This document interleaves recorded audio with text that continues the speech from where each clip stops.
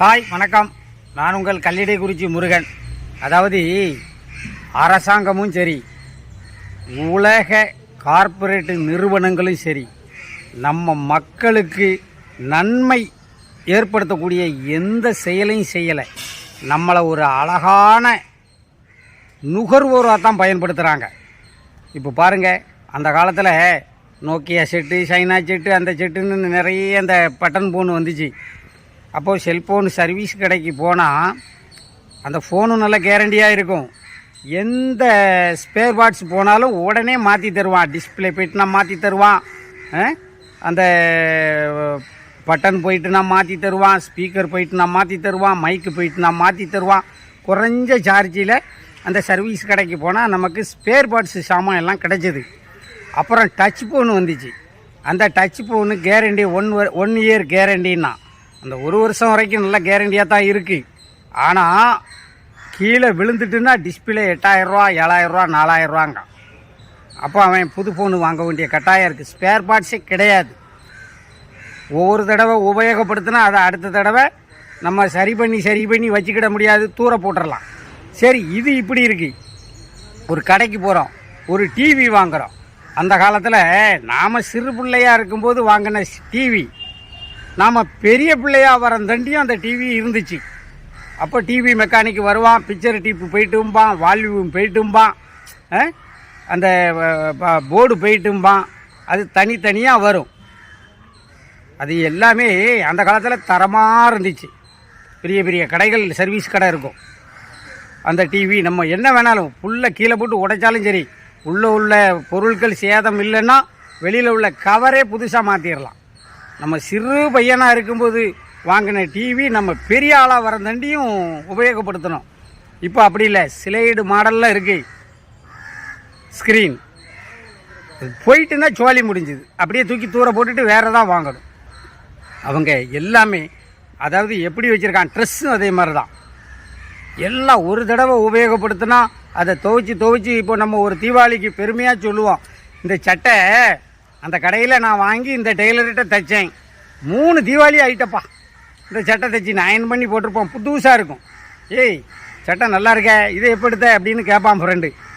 இது 3 தீபாவளிக்கு முன்னால் ஆச்சு அப்படிம்போம். இப்போ அப்படி இல்லை, கரெக்டாக 1 மாதம்தான் ஒரு சட்டையை துவைச்சி போட முடியும். அப்படியே தூர போட்டுட்டு வேறு ட்ரெஸ்ஸு தான் எடுக்கும். இப்படி ஒவ்வொரு பொருளும், எல்லா பொருள்களுக்கும் ஸ்பேர் பார்ட்ஸு கடையெல்லாம் குறைச்சிட்டான். எல்லாம் ஒரு தடவை வாங்கினா 2வது தடவை நம்ம புதுசாக தான் வாங்கணுங்கிற லெவலுக்கு கொண்டு வந்து விட்டுட்டான். அதாவது என்ன, மக்கள் கஷ்டப்பட்டு சம்பாதிக்கணும், அந்த பணத்தை அப்படியே கொண்டு போய் அவனுங்களுக்கு நம்ம பொருளை வாங்கணும், ட்ரெஸ் எடுக்கணும், எல்லாமே புதுசாக வாங்கக்கூடிய ஒரு மனநிலைக்கு நம்மளை தயார்படுத்திட்டாங்க. இப்போ ஃபோன் இல்லாமல் நம்மளால் இருக்க முடியாது. என்ன, இப்போ நம்மளால் ஃபோன் இல்லாமல் இருக்க முடியாது. அப்படி ஒரு கட்டத்துக்கு கொண்டு வந்துட்டாங்க. கொஞ்ச நேரம் சார்ஜ் இல்லைன்னா பதறி போயிருந்தோம் மனசு. இன்றைக்கி ஷடவுன், கரண்ட்டு கிடையாது அப்படின்னா அன்றைக்கி நம்ம அங்கே போனால் கையில் ஃபோனு இல்லாமல் சார்ஜ் போட முடியாமல் பவர் பேங்க் இருக்குது, யார்கிட்டையாவது இருக்காப்பா அப்படின்னு கேட்டுக்கிட்டு ரொம்ப எல்லோரும் கிராமம் வரைக்கும் அதை நான் பார்த்துட்டேன், கண் கூட பார்த்துட்டேன். கிராமம் வரைக்கும் அந்த ஸ்லைடு மாடலு டிவி இருக்குது. எல்லாமே ஒரு தடவை உபயோகப்படுத்தினா மறு தடவை உபயோகப்படுத்த முடியாது. அப்படி அனைத்து விதமான பொருட்களும் நிறைய நம்மளுடைய வாழ்வியலுக்கு தகுந்த எந்த ஒரு உணவு முறைகளும் இல்லை. ராத்திரி ரோட்டில் நடந்து போனால் 5:30 மணி 6 மணிக்கு வெயில் குறைஞ்ச உடனே எல்லா பக்கமும் இட்லி கடை போட்டிருப்பாங்க, ஒரு பக்கம் ஸ்பெஷல் தோசை கடையெல்லாம் போட்டிருப்பாங்க. என்ன, அதில் சைடிஷ்டுன்னு ஆம்லேட் மட்டும்தான் உச்சபட்சமாக இருக்கும். பெரும்பாலுமான ராத்திரி இட்லி கடையில் ஆம்லேட்லாம் கிடைக்காது. இட்லி நல்ல 3 வகை சட்னி, ரோட்டில் அந்த இட்லி பொடியெல்லாம் தருவாங்க. ரொம்ப அருமையாக இருந்துச்சு. ஆனால் ஒரு இட்லி கடை கிடையாது.